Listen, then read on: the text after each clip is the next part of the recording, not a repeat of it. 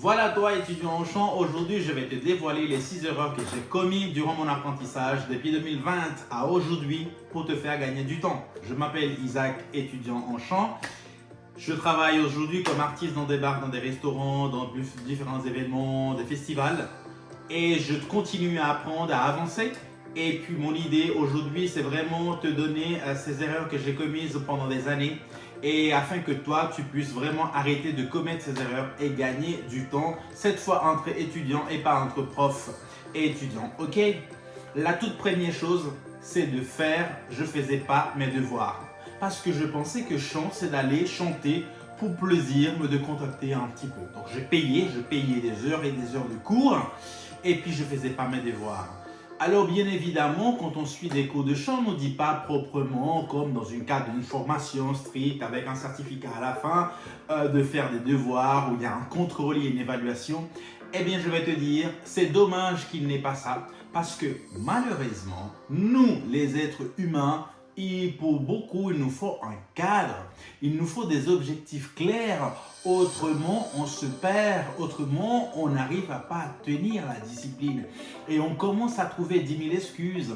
On n'est pas fait pour ça, on ne veut pas devenir des stars. Évidemment, si tu bosses pas, tu vas pas aller très loin. Donc je ne faisais pas mes devoirs et lorsque je commençais à prendre un moment pour réviser les thématiques étudiées en classe, notamment à m'entraîner, là, tout de suite, j'ai commencé à sentir des améliorations. Donc, les amis, il faut savoir que un cours, pour chaque 1 heure de cours par semaine, il faudrait pendant la semaine faire entre 1 à 2 heures, pas juste chanter, comme je faisais dans mon coin, non, aussi faire les éléments, enregistrer en live les éléments, ce que vous faites en classe comme moi, réviser, travailler. Le cours n'est pas vraiment là forcément pour t'apprendre. Tu as beaucoup de ressources sur Internet. Toi aussi, tu as déjà des bases. Il faudrait que le cours, il est très court. Justement, tu viens pour confirmer certaines choses, pour qu'on te puisse recadrer. Mais si on doit chaque fois tout reprendre, le prof, évidemment, c'est son métier, c'est son travail. Il doit être payé, il va t'accompagner. Mais voilà.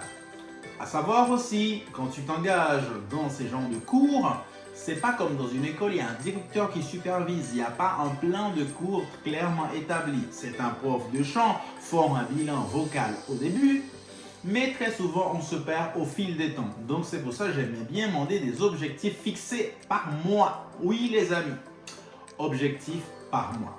Donc voilà pour le pilier de faire vos devoirs. Maintenant on va parler.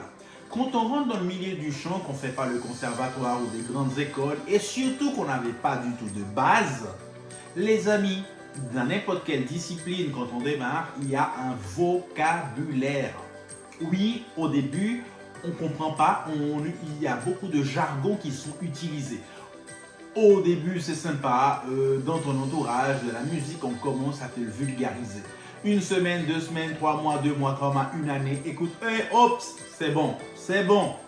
Tu sors un cahier, tu commences à noter, tu crées un lexique, tu te documentes. Déjà, c'est la culture générale. Déjà, ça ouvre ta compréhension. Et puis, accepter de savourer le processus. Petit à petit, tu avances, tu apprends ces terminologies afin surtout de pouvoir communiquer. Déjà sur Internet pour faire des recherches, tu vas mettre des mots qui n'ont rien à voir. Au début, on te le pardonne. Mais avec le temps, tu vas dans un événement, tu parles avec d'autres musiciens, il y a un vocabulaire. Et oui, il faut s'adapter. Il faut tenir un lexique, les amis, avec les terminologies, les jargons du domaine. Dans mon cas, une des erreurs que j'ai commises, c'est le fait de diaboliser la vocalisation. C'était pour moi fatigant, je ne comprenais rien du tout, j'avais l'impression de crier pour rien. Alors là, je vais utiliser le concept du bon sceptique. Faites confiance à votre prof.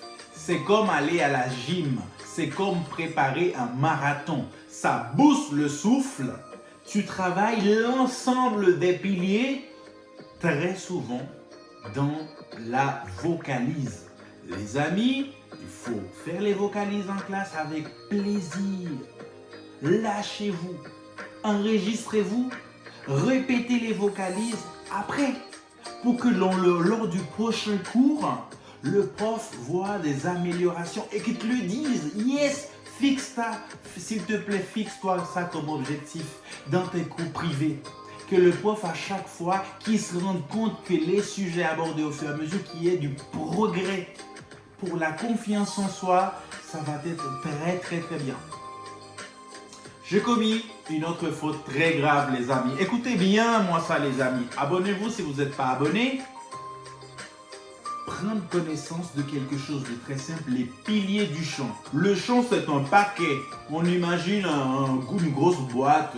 Voilà, le chant. Il y a des piliers. Le fait de prendre conscience dès le début, ça te donne pas mal d'idées. Oui, il y a la justesse.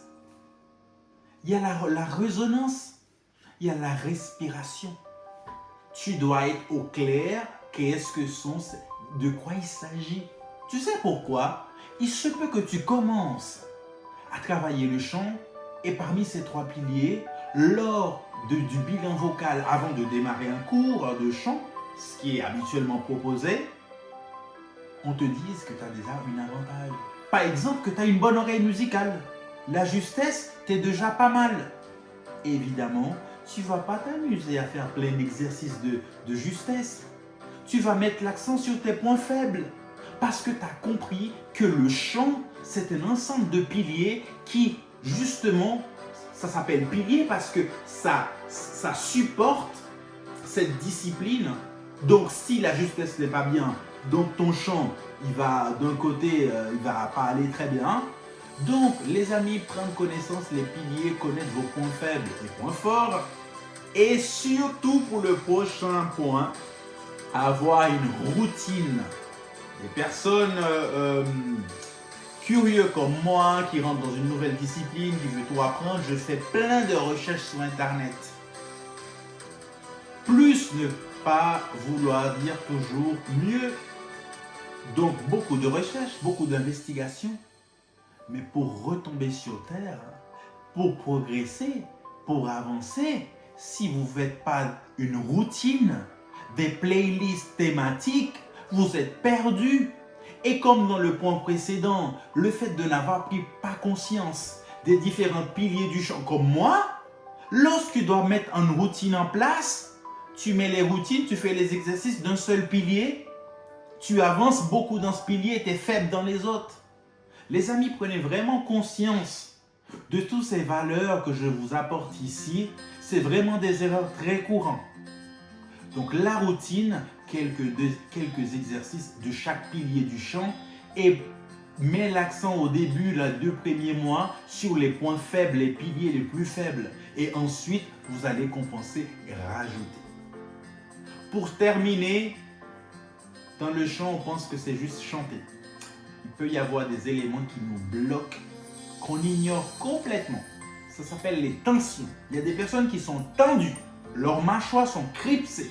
La nuit, pendant qu'ils dorment, leur visage, leur cou, leur langue, eh bien tout ça s'accumule. On étudie, on paye des cours de chant, on avance, on avance, on avance. Il arrive le moment qu'il faut chanter aigu. On ne peut pas, on est coincé. Faire des recherches sur ce que la tension vocale. J'ai déjà fait d'autres vidéos. Regardez ces vidéos là-dessus. En gros, tu dois apprendre à te relaxer. Oui, comme un peu de yoga. Oui, ta langue, tu dois par exemple faire avec ta langue ce mouvement-là. Tu fais des tours pour relâcher. Faites ça 1 minute, 2 minutes et on en parle après. Avec l'aisance que tu vas parler. Ta mâchoire. Habite à faire les exercices de relâcher ta mâchoire. Fais des massages à ta mâchoire. Le cou.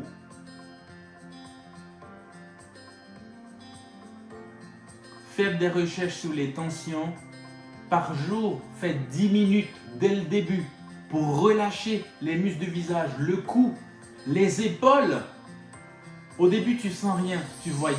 Sur 3-4 mois, vous allez me remercier, vous allez commenter à cette vidéo. On reste ensemble, on avance. Merci.